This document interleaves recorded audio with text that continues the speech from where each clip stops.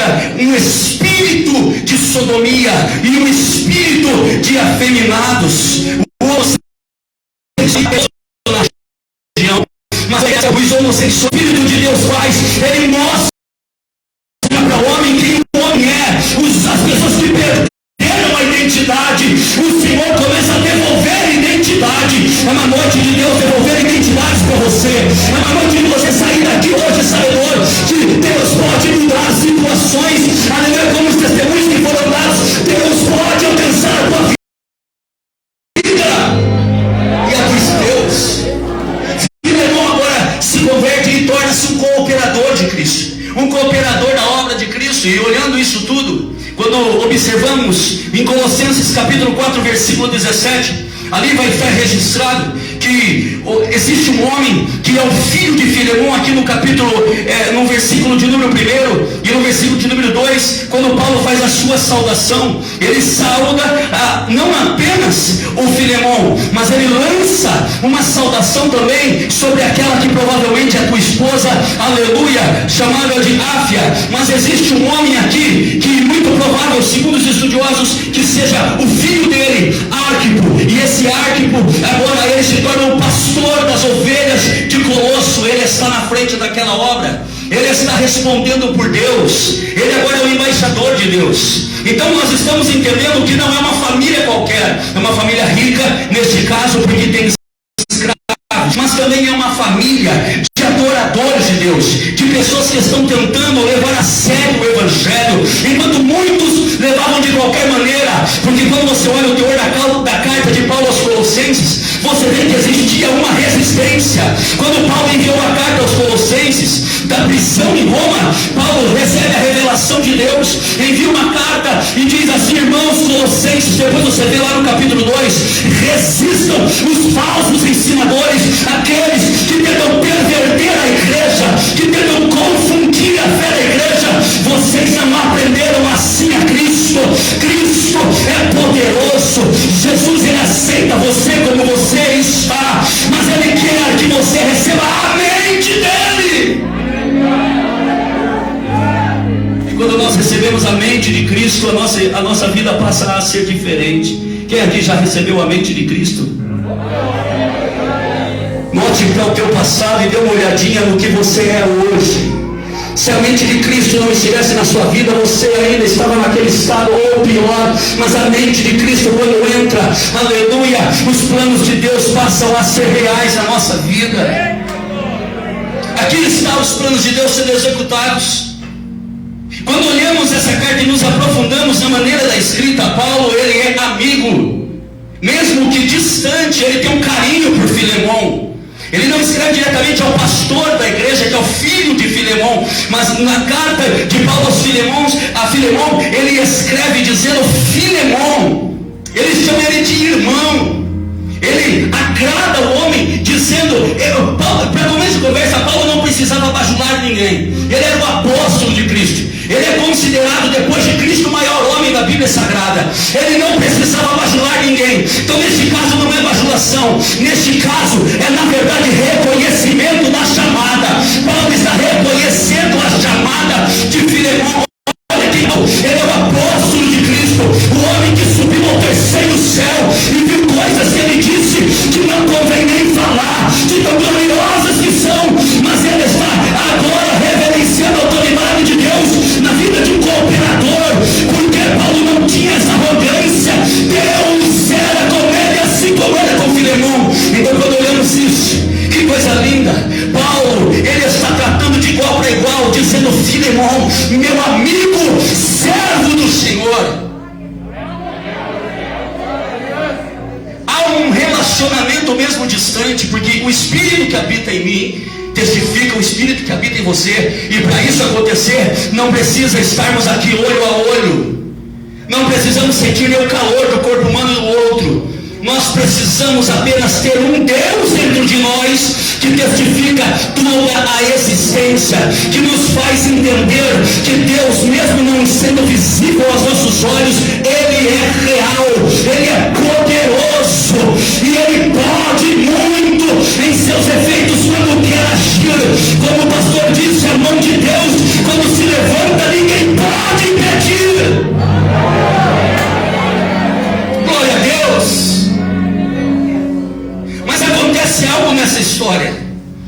o Filemão, aqui o servo do Senhor Jesus, ele está ali como um cooperador de Cristo com o seu filho, liderando a igreja crescendo, estão lançando as bases da fé, estão ensinando Cristo para a igreja. Há um relacionamento de um homem de Deus com o escravo nessa história. Porque o nome Filemão já faz menção do que ele é. A tradução do seu nome é simplesmente amável. Isso fala muito do caráter de Filemão, até porque Paulo escreve nesse teor, revelando o caráter de Filemão, um caráter de obediência, um caráter de uma pessoa hospitaleira, o caráter de uma pessoa temente a Deus, simples mesmo sendo rica. Então os escravos de Filemão ouviam a mensagem da fé.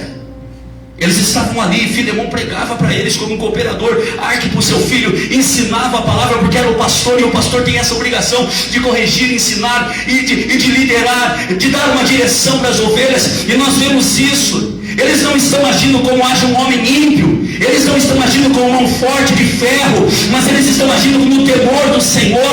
Claro que ele era o Senhor da casa e aquele era o escravo, então tinha uma diferença nisto. Mas quando trata-se do lado espiritual, nós entendemos que é uma doutrina espiritual sendo regida dentro da casa, até porque a casa do homem de Deus, ela não é regida por dois senhores. A casa do homem de Deus é regida apenas por um Senhor, e o seu nome é Jesus Cristo. Aleluia! Glória a Deus. Então nós vemos que há uma doutrina e os escravos participam do culto. Eles vivem, então nós percebemos que Onésimo, ele recebe a influência do Evangelho. Mas tem muita gente como Onésimo nesse primeiro momento que está recebendo a influência do Evangelho, está até ouvindo a palavra de Deus, está sendo orientado pelo homem de Deus, pelos servos do Senhor, aqueles que têm a palavra de Deus no seu coração, que os guiam a um caminho de plenitude, um caminho extraordinário na presença de Deus. Mas tem um problema: se converter é outra coisa, porque tem pessoas que são duras de coração, tem pessoas que amam a sua vida mais do que o Evangelho, tem pessoas que amam mais a sua vontade do que a vontade de Deus, e são até arrogantes muitas vezes quando elas olham para aqueles que estão ensinando, e até mesmo apontam dizendo: quem este pensa que é para falar assim comigo? Será que ele é maior e melhor do que eu? Será que ele pensa que ele é isso? Não, igreja, nós não pensamos em nós mesmos, mas nós falamos a Bíblia, e a Bíblia é maior do que o homem, a palavra de Deus é maior do que toda a existência. Não, ela não respeitou nem Moisés. Deus corrigiu Moisés quando foi necessário, quando ele pecou, quando o Senhor lhe desobedeceu. Moisés saiu com a rocha, ele bateu. Deus disse: por isso você não entra na terra. A Bíblia é maior que o homem. Aleluia. Quem acredita, diga glória a Deus. Aleluia. Diga assim: a palavra de Deus é maior do que eu. Diga para mim: melhor coisa é obedecer do que sacrificar.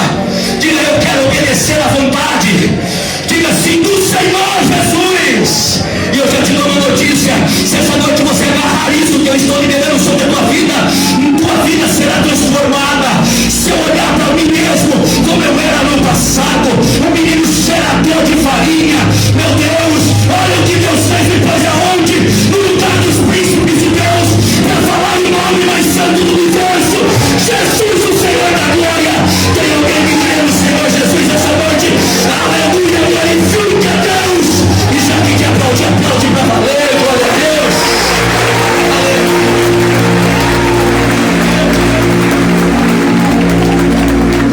Este é o poder desse Evangelho. Onésimo ainda estava resistindo à palavra pregada, talvez porque pensava: se ele está pregando o Evangelho, por que não me livra então da escravidão? Ele entendia que passar provações, igreja, passar por dificuldades, estamos sujeitos. Ele não sabia, ele talvez não queria respeitar o limite entre o seu Senhor e ele mesmo. E sabe o que isso aconteceu? O que levou ele a fazer? A furtar o seu Senhor. Ele rouba algo do seu Senhor que não está registrado, mas deve ser de muito valor, porque a partir do momento que ele rouba a casa do seu Senhor, ele foge da casa do seu Senhor. O que eu acho lindo é que não há registros nem em Colossenses e nem aqui em Filemão, que são uma epístola que você precisa cruzar elas para ter uma compreensão melhor. Quando você vê, não há um registro de que Filemão, e muito menos Arquipo, seu filho, mandou um carrasco ir atrás do escravo, e isso por si só já mostra a transformação da influência do evangelho na vida de Filemão. Filemão era um homem paciente, que esperava em Deus, ele sabia a hora de agir, e naquela não era a hora de agir. Talvez Filemão dobrou o seu joelho e orou, dizendo: Deus, porque Onésimo me roubou, e se ele morrer agora, ele pode ser condenado. Deus deu um livramento. Talvez essa foi a oração dele, igual a oração de Abraão por Ló. Então ele intercedeu para que Deus poupasse e tivesse misericórdia. Sabe o que acontece? É extraordinário. Eu não sei como, não sei se Onésimo no meio do caminho furtou alguém. Só sei de uma coisa, que no meio desse caminho, enquanto ele foge da casa do seu Senhor, roubou a casa do seu Senhor e fugiu, coisa extraordinária vai acontecer. O exército romano vai prender os guardas, vão agora prender Onésimo e vão levar, sabe para onde, igreja? Inacreditável isso. Deus tem o endereço certo para milagres, igreja. Deus sabe a hora de agir por mim e por você. O tempo de Deus é perfeito. Aleluia. Diga comigo: o tempo de Deus chegou. Diga: eu acredito. Glória a Deus. Glória a Deus. Aleluia. Ele é preso. Sabe onde ele é levado agora?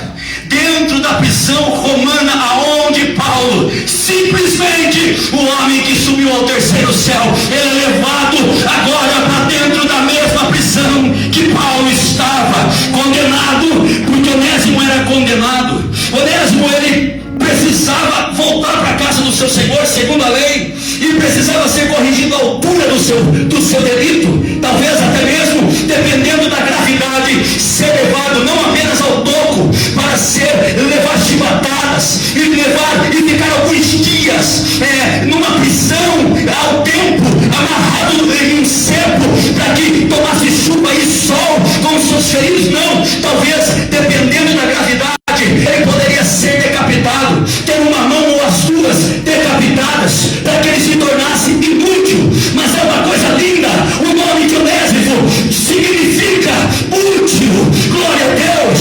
Sabe o que acontece, igreja? Você cometeu seus pecados até chegar aqui, talvez. Você fez muitos erros, você cometeu graves erros, mas Deus sabe o que ele te chama. O teu nome para o mundo significa talvez inútil, mas para Deus significa útil, muito útil. Sabe o que Deus fez? Quando Deus olhou para a criação, ele disse: eu vejo que tudo é bom. Mas quando ele olhou para mim e para você, para o homem, ele disse: eu vejo que é muito bom.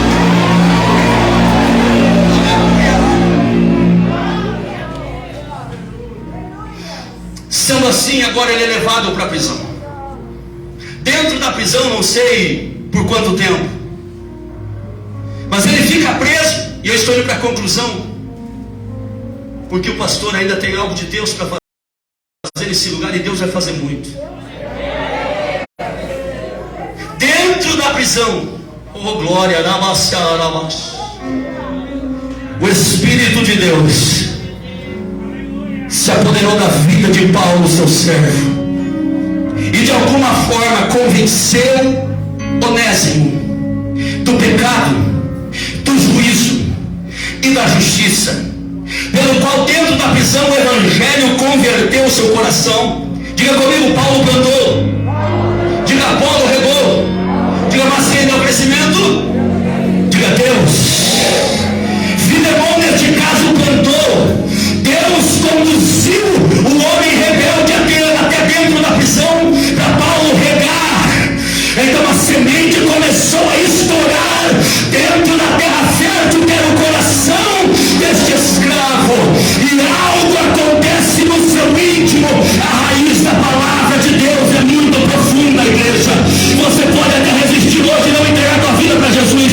Você pode até resistir e sair daqui um pouco rebelde. Alguém que assiste pode até resistir este poderoso Deus, mas a raiz está aí e começou a crescer. Deus vai regar. Você não vai conseguir resistir.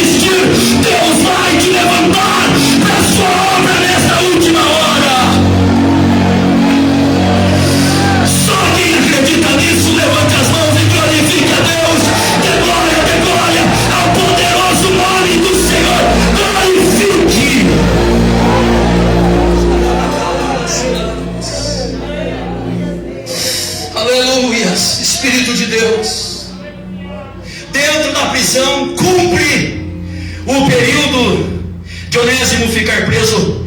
Eu acredito, porque a influência de Paulo na prisão convenceu centuriões. Se a gente olharmos as epístolas, convenceu centuriões. Os centuriões começaram a fazer amizade com Paulo. Os carcereiros, chefe, começaram a ter amizade com Paulo. Talvez o pecado, irmão Emerson, do Onésimo era para ficar muito mais tempo. Mas a influência de um homem de Deus, igreja, ele entra na onde mais ninguém entra. Ele entra em causas irrevogáveis. O homem de Deus, cheio do Espírito Santo, ele entra em causas irrevogáveis. Ele entra em causas perdidas, em causas